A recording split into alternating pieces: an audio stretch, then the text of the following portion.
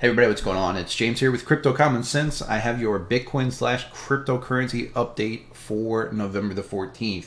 It's just before 7 a.m. Central Time, which is a little over 12 hours from the daily close, and things got pretty bearish overnight, which was good for me because I had a short position open. So let's talk about Bitcoin today. Let's talk about the market as a whole. But before I do that, please do me a huge favor. Go ahead and punch that thumbs up button for me. Also, don't forget to subscribe to the channel. So I'm going to cover Bitcoin and altcoins both today. It's going to be a fairly quick video, guys. There's not a lot has changed, okay? So first thing I want to talk about on Bitcoin is this is the 4-hour chart right here. And I see some people asking about bullish divergences, or at least mentioning bullish divergences. And I will tell you there's two ways to approach this. There's one school of thought that says, hey, this is a lower low, and hey, this is a higher low, so that's a bullish divergence, okay? But if you're going by strict definition of divergence, what you actually have is you have a lower low and a higher low. So here's your divergence right here. And then you have a lower low in price and a lower low in RSI. So that makes the divergence invalid. I would not be trading this as a bullish divergence if it's me. I won't, okay? So that's the first thing I want to mention is be careful getting bullish or looking for bullish signs in a market that's obviously being controlled by the bears. The other thing that's happened is we've fallen underneath this orange line, which is the 4-hour 200 moving average. It's not near as important as the daily, but it is important. If we go back on price history, you can see that it has been a major level of support or resistance once it's been broken. Here it acted as resistance, and continually the bulls tried to fight above it, finally ran out of steam, and then it just dumped like no tomorrow. So they tried to stay above it this time. They've fallen underneath it. I would expect that we could get some type of bearish retest where we come up and test it. But, you know, depending on how it acts, that might be a level worth looking at to add to a short position or open a short position. Depends on what else is going on, okay? So I did want to point that out.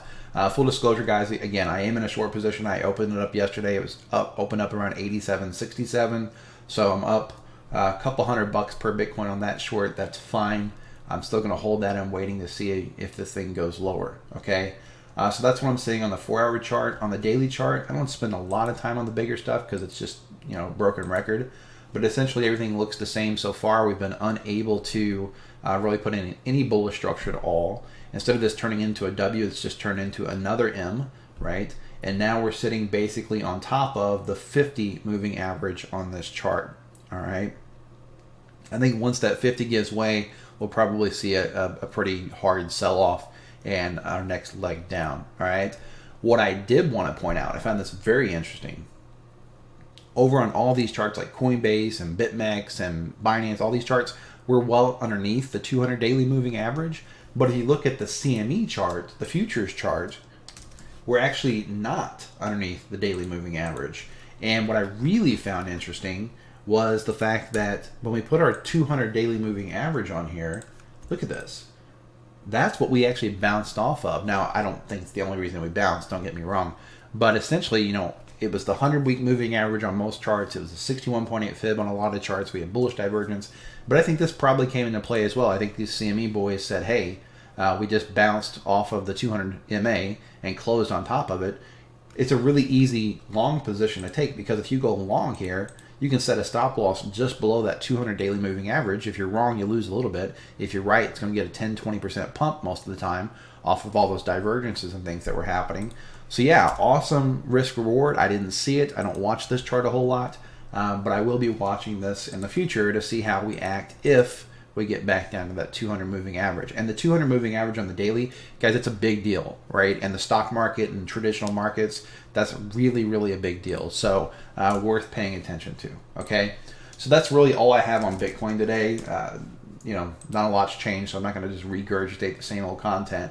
I did want to talk a little bit about the altcoins because I painted a very bullish picture yesterday, and I realized that I need to give the other side of that scenario as well.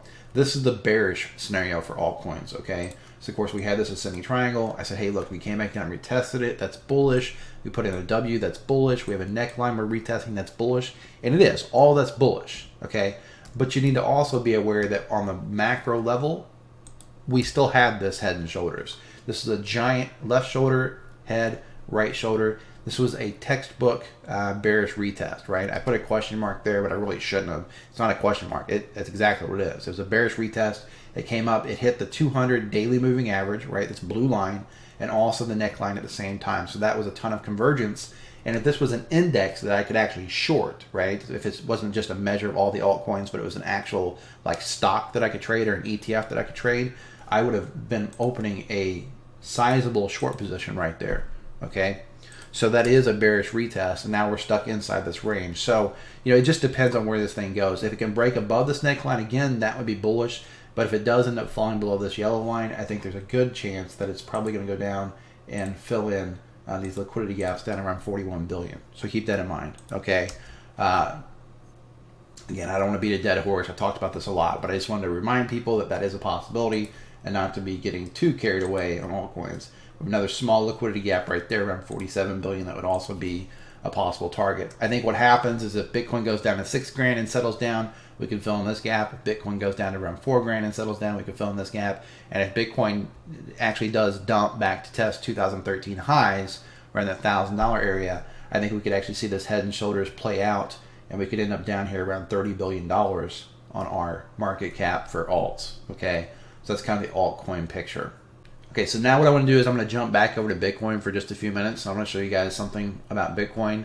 I think some people are discounting it, and I don't think it's a good idea. Okay, so I'm going to go to Twitter to pull this chart up because I posted it there already, so there's no reason to like redraw it.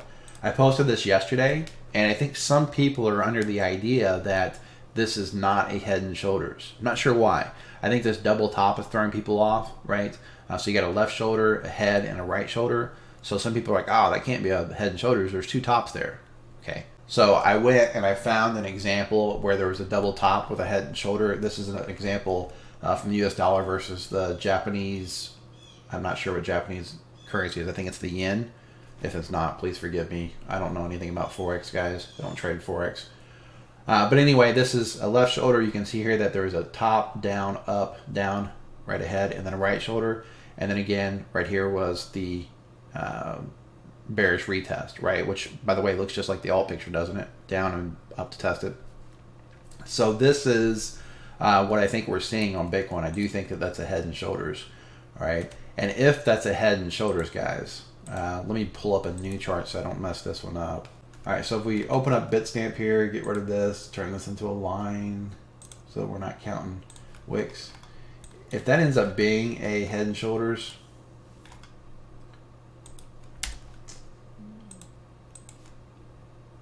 try to draw this trend line out. That's not the trend line. Where is the trend line? Yeah, that's the trend line right there. Okay, so what we would do is we would measure the price. And again, it's not a confirmed head and shoulders that it has to come down and break this line. But if it is a head and shoulders, that's what it ends up being. It's about a $3,700 drop from close to close. And then we would just do this. And you can see that that has a target down around $4,100, which of course would fill in this liquidity gap. Okay, that would actually be bullish, by the way, guys. If it gets down to $4,100, that's not bad. If it can get down to $4,100 and it can find support there, that's very bullish for Bitcoin. Okay, that's good news. See this purple line here, this liquidity gap? That's what we want to see. What we don't want to see is a break underneath that line, because if so, then we're probably going to go down here and make new lows, right? This will probably mean that this was a false bottom and that this is an extended bear market, and it might be years. I mean, literally like 3 to 5 years before we go back up and make new highs, if ever. Okay, what we really want to see is we want to see support found on this level, just like the altcoin chart. We want to see bullish structure. We want to see this thing start to head back up. Ideally, what I'm looking for is I'm looking for this to come down to this line no later than February of 2020. Okay, that's what I want to see. I want to see this thing complete no later than February of 2020, and then start to move back up into the halving, right? Because if we're not moving up into the halving, it means the halving has already been priced in, and that's bad news. Okay. So anyway, I know this video is super short. It's like 10 minutes versus normally 20 to 30 minutes. But guys, there's just not a lot of new stuff to talk about, and there's no reason to waste your time or mine talking about the same stuff I talk about every single day. So when something changes, I'll do a video with a lot more information. But for now, that's the picture on Bitcoin and cryptocurrencies. All right, with all that being said, please remember I am literally some guy sitting in a spare bedroom, so nothing in this video is financial advice or trade advice. You should always do your own due diligence before making any type of investment in cryptocurrency. If you enjoyed this video, please be sure and give it a thumbs up, and don't forget to subscribe to the channel. And also, don't forget to check the description for links where you can follow me on TradingView, Twitter, where you can join my free Facebook group, and some links where you can support the channel. This is James with Crypto Common Sense. Trade safe.